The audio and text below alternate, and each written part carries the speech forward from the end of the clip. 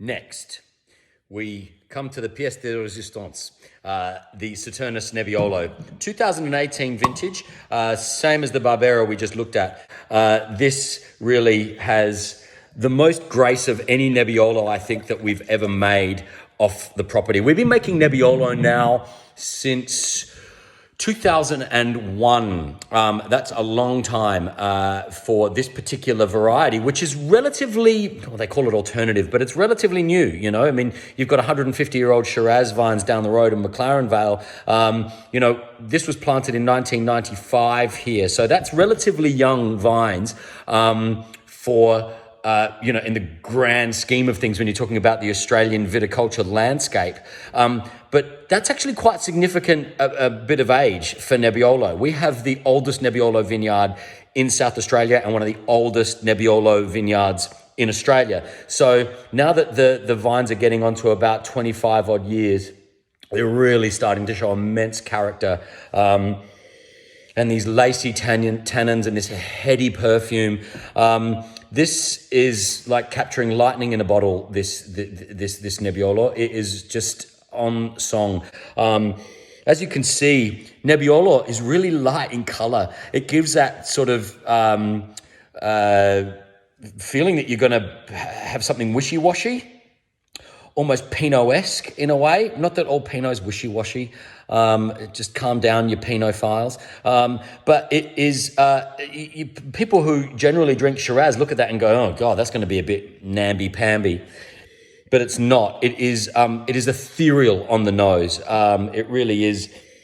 The thing that separates Nebbiolo apart from everything else, in my opinion, is, yes, you've got these roses and all this prettiness and sometimes some really earthy notes as well, which you do find in Pinot, and spice. But when you put it in your mouth, it is when it takes things to a whole new level.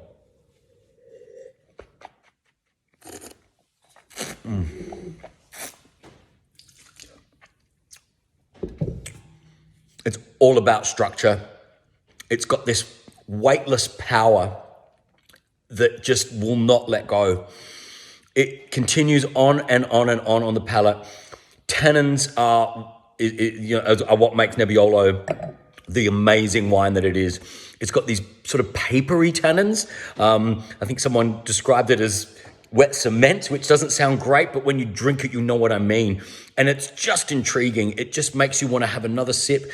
And Nebbiolo, more than any other wine, I think, really does take you on a journey from the moment you open the bottle to when you finish it. Now, young Nebbiolo, I think, should be decanted. Everyone thinks you should decant old wines. Old wines have had their time to do their thing.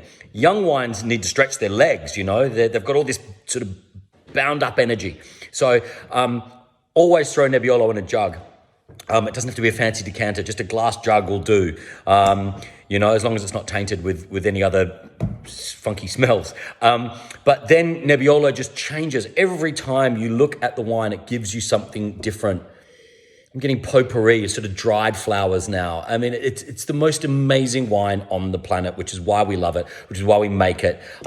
This is the Big Daddy in the A Casa 6-pack that we have online right now. Use the code DISTANCE20 and you get 20% off the entire pack, which is really amazing. So you have the Queenie Pinot Grigio, we have the Nebbiolo Rosato, we have the Fresco, we have the Vista, the Barbera, and the Nebbiolo in that pack. Great food wines, great ISO pack.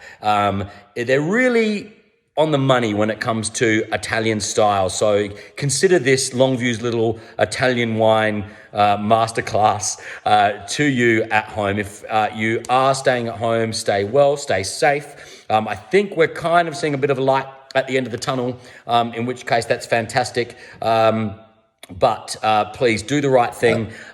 Stay well, drink well, peace.